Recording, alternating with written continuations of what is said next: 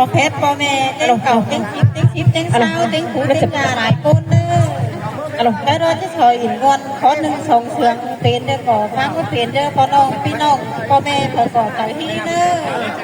ผูเต็งยาเด้อลงอาโบพัดโตเดียวเยอะเนาะเอ็มชาเป้งเนาะจะมาผลยิ่งจะเต้นหาดอกกุหลาบชานี้เงอ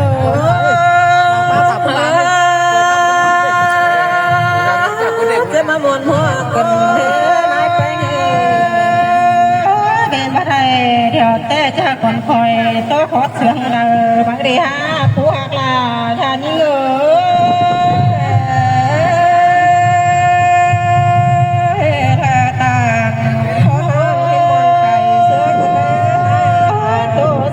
ตามเธอโดยทานประจบใจเกินดีฮานอโตเสียงสูงเธอโดยทานประจบลุงไทยป้าเกินดีผู้หักลาถ้าอะไรเงินยิ่ง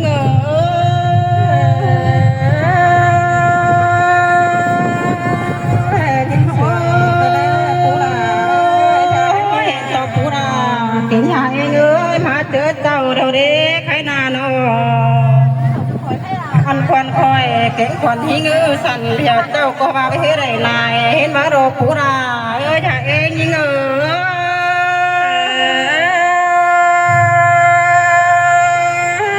ได้ยินเสียงก็ได้ผู้ราผู้ราอยากเองยิงใครนาพาสเอ็มถามไปมาหอดเจอสายเท่าได้ควันยิงสั่นเบียสายไปเฮ็ดไรตวงเกินได้ห้า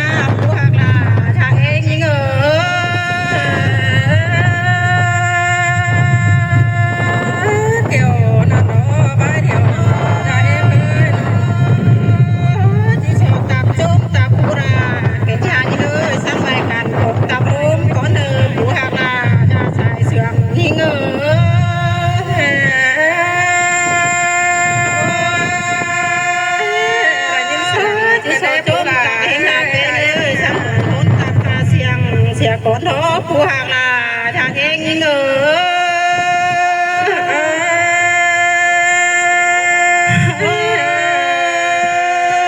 ที่โสดจงตักเอ็มชาราเท่าเนื้อทางยังทางก้มจงพบต้องทางเสียก่อนเนื้อผู้ห่างลา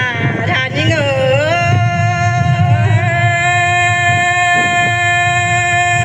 ต่างเขานั่นยิ่งกว่าแจงกันแน่ได้เอ็มที่มาเอ็มอยากเป็นจะใช้ยังหาวทุกคนนะผู้หักลายิ่งทางเองยิ่ง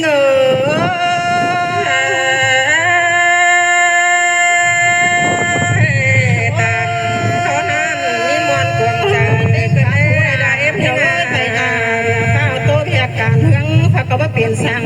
จื้อเหงาตองสั่งคนนะผู้หักลาทางเองยิ่ง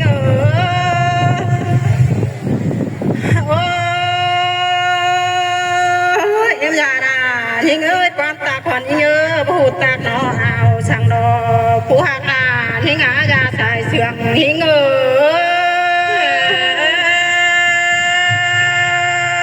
ถ้ายินเสื่องก็ได้ดาราชาเอ็มยิ่งบ้านเจ้าผู้คนยิ่งผู้ตาหนอป่ากระเนอผู้ตาต้นนาผู้ยาหลายเฮือนกระเนอผู้หักลายิ่งชาเองยิ่ง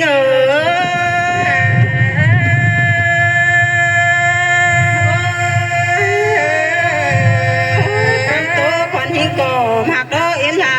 ใครนาถ้าบากความทักเดียวพอมีเกิดมาเดปูราทิ้งหาอย่าเองยิ่ง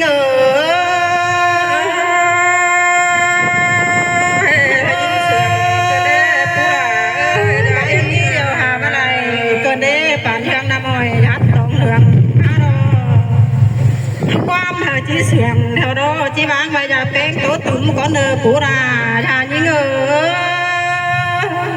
ขอหนึ่งสองเสียงตัวอย่าเพชรเพิ่งเห็นยาเนอให้เนอเอ็นนายเนอถามกินบานมาแห้งเนอผู้เล่นยาหลายคนเน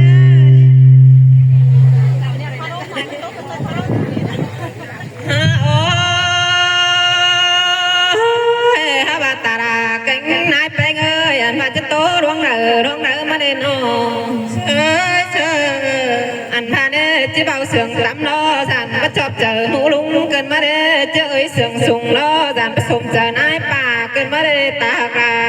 นายเสียงเบาล้อใจ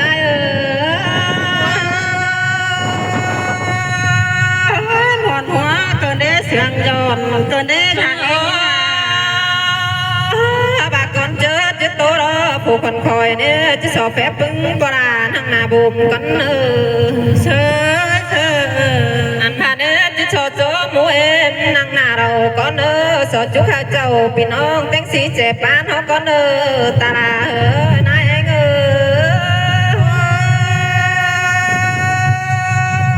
หอนหัวเกินได้เสียงย้อนเกินได้ยาเองยังฮ่าตาราเก่งนายแป้งจะเหมือนช้อนตาราความเขาตักหาขึ้นมาเด้นายเชยอันท่านช้อนเอ็มนายแป้งถามเขาหาตักเสาเหินเราขึ้นมาเด้ตาปลานายเสียงเบารอใจ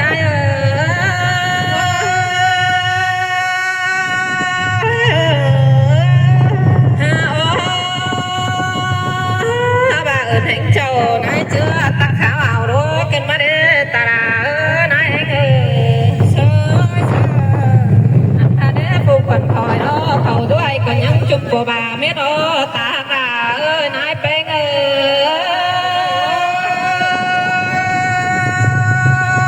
จิพามวนบัวก็ได้เสียงย้อนก็ได้ทางเองฮ่า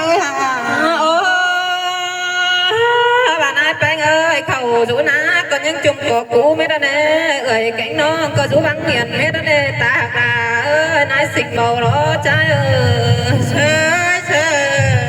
อันท่าเน่เนียนหนังเฮินขวัญผู้ขวัญใจก็จะห่าวเม็ด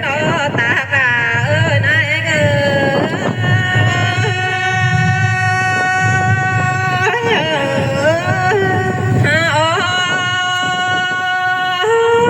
ก็จะห่าวตัวแม่สังดังดาวมีไม่รอนายเอ้ยบ่มีขู่สั่งหายเพี้ยนโผล่ใส่ไหนสั่งเดนายเชยอันพาผู้คนคอยรอมาตั้งนี่เด้บ่มีเบียร์สั่งเต่าเดนายไปเอ้ยเต่าตั้งนี่นะบ่มีเบียร์สั่งมาเด้ตากาเอ้ยนายสั่งเบารอใจ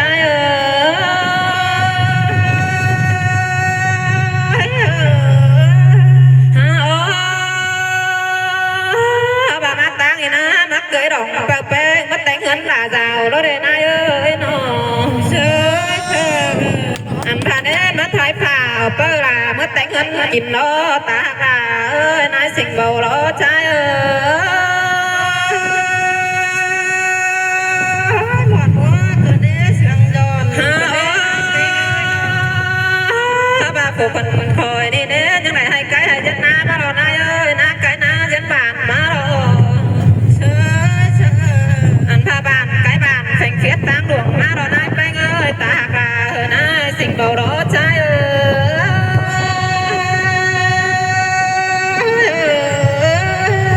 โอ้บ้ามาต่อยใส่กาแรงแกงใส่กระไรบ้องสั่งเอ้ยมาต่อยใส่ไม้ใจเนื้อขับคอยได้เมืองมาเน่ตากาเอ้ยนายไปเอ้ยเชยอันพาเด้ผู้คนคอยเนี่ยนะมาหอจันนำล้อประจังหาป่าสั่งเทนายเอ้ยมาหอจันนะรอประจังหาเขาสั่งเทตาป่าเอ้ยนายเสียงเบารอใจเอ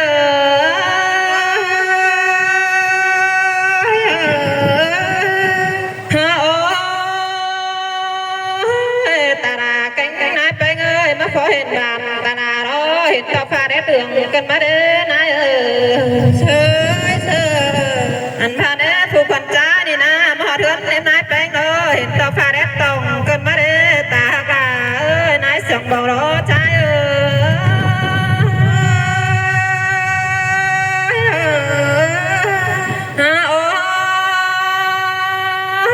้ยผู้คนจ้านี่นะเข้าหอดบานนั่นเองมาป้องของเงินนายแป้งดอตากาเอ้ยนายเสียงเบารอใจเอ้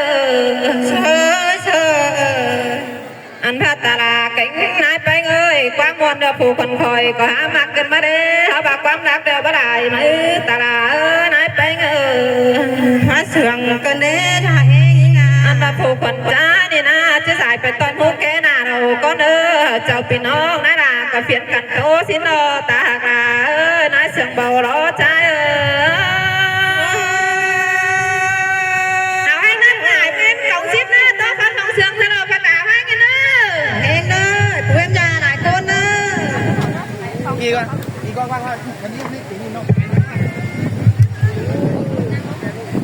สมัยสมัยเอ้ยเอาบักฟังแต่ละมันแต่ร้อนนอกทะเลซ้อนสมัยเนื้อสีเนื้อเอาถึงมาเนื้อให้ก่อนมีจู่ไก่งานนั่งรถพี่น้องเอ้ยสมัยไงสมัยเมื่อนี้ก็มีหน้าหนังกูก็ไม่ดีเอากันนั่งเบาเศร้ามือเด้อเอาว่ากันนาตอดฟังอีรถเชียชมเบิ้งเต้นไปคำหนึ่งมาสมัยสมัยเอ้ย